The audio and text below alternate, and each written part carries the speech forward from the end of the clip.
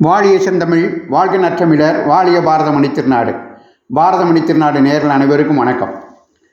துக்ளக் ஆசிரியர் சோ அவர்கள் தேச நலனில் பூரண அக்கறை கொண்ட மிகச்சிறந்த தேசபக்தர், ஒரு அருமையான அபாரமான அறிவுஜீவி, வருமுன் நிகழ்வுகளை உரைத்த வரலாற்று தீர்க்கதரிசி, இந்த தேசத்தின் நலனை மட்டுமே கருத்தில் கொண்டு நேரடியாகவும் மறைமுகமாகவும் களம் இறங்கிய மாமனிதர், எந்தவித எதிர்ப்புக்கும் அஞ்சாத தீரர், தன் மனதிற்கு சரியெனப்பட்டதை பொட்டிலடித்தார் போல் சொல்லும் மிகச்சிறந்த பத்திரிகையாளர். பகவான் கிருஷ்ணர் பகவத்கீதையில் சொன்னதைப் போல் விளைவுகளை பற்றி பலன்களை பற்றி கவலைப்படாமல் தேச நலனுக்காக கடமையை தொடர்ந்து செய்த சிதப்பிரஜர். அவரை பிடிக்காதவர்கள் கூட அவரது நடுநிலைமையை பற்றி குறை சொல்ல முடியாது. அப்படிப்பட்ட சோ அவர்கள் சொன்ன கருத்துக்கள் திருக்குறள் போல இன்றைக்கும் கூட பொருத்தமானவை.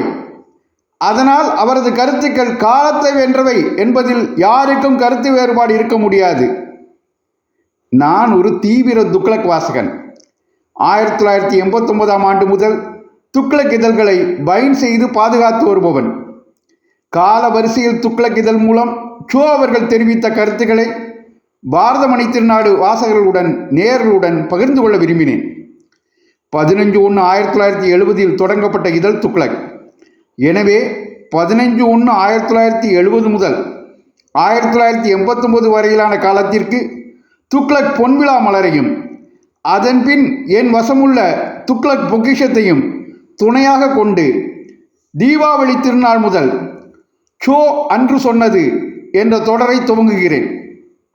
சோவின் கருத்துக்களில் ஆர்வமுள்ள நேயர்கள் அனைவரும் பாரதமணி திருநாடு சேனலை பின்தொடர்ந்து பயன்பெற்று மகிழ பணிவுடன் கேட்டுக்கொள்கிறேன்.